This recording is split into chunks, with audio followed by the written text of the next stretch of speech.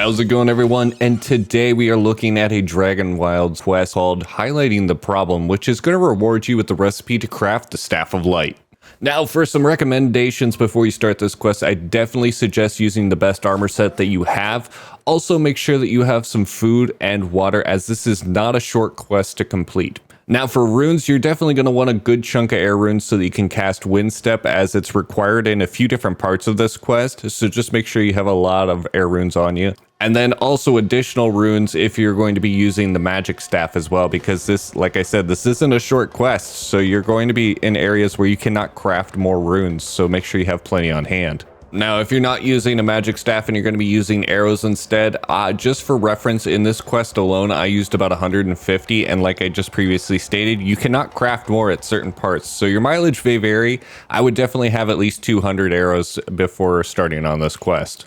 Now let's jump right into the quest. To start, we're going to head over to this tower area, as you can see on the mini-map, and just note that there are specific paths that can get you here, just because this area is actually higher in elevation than the surrounding area, so just getting here can be a little bit of a struggle. Once you arrive, if you arrive from the south, simply walk around the west side of the buildings and you're going to see a statue of a wizard that you can interact with. You'll be given 3 choices to choose from, and no matter which one you choose, none of them are going to work.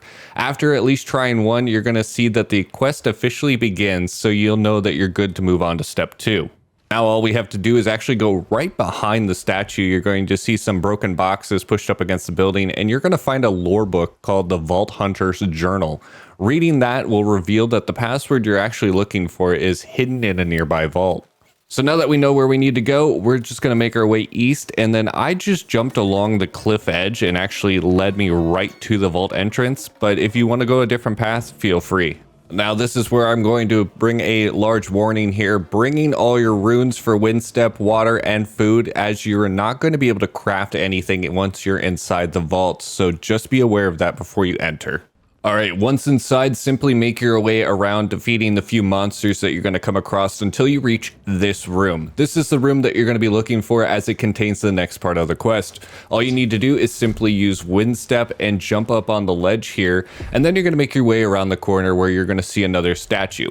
Simply again, just interact with the statue and you're going to learn that the password is this, because I don't actually know how to say it, but I'll put it on the screen.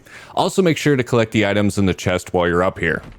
Now, once you've gotten the password, you can either complete the rest of the vault or head out the way that you started and continue to the next part of the quest. I will say though, if you continue to do the rest of the vault, actually aggroing the enemies further in and then jumping back up on this ledge can actually give you a little bit of a break, and you can shoot down at them without the enemies hitting you from up here.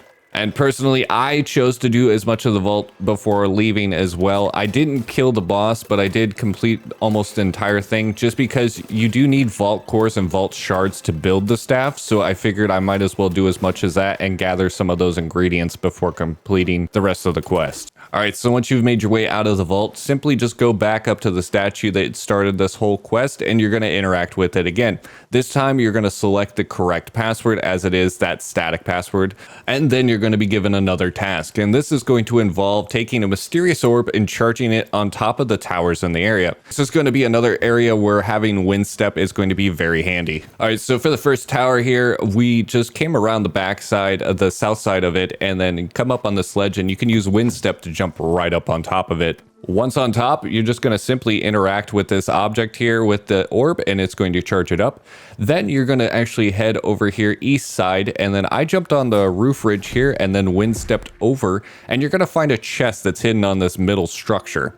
Then from there, you're just going to Windstep again right over to the east tower, where again, you're just going to place and interact with the orb. Also, do note that if you fall down anywhere up here after Windstepping, it is high enough where it can actually kill you, so just be aware of that. Now for the last tower and the last charge for the orb, all you have to do is actually go up to the tower. You can actually stand up on the crates where that lore book was and just Windstep from here to get up there. That's probably the easiest way to get on top of this tower, honestly. Now, once you've gotten that last charge, the orb is fully charged. Simply head back to the statue and interact with it again. This will complete the quest, granting you the ability to craft the Staff of Light. Now I'll post up here the full recipe, and you can kind of see that you're going to need things like Blightwood, Sapphires, Vault Shards, Vault Cores. There are still a few materials that I have not come across, so unfortunately I'll have to wait to craft the staff, but the nice thing is I have the recipe unlocked. And that's all there is to completing this quest and unlocking the recipe. Now, I hope this quest guide helped you out, and if it did, consider giving the video a like, and be sure to check back on my channel because more videos are on the way. And as always, I'll see you in the next one.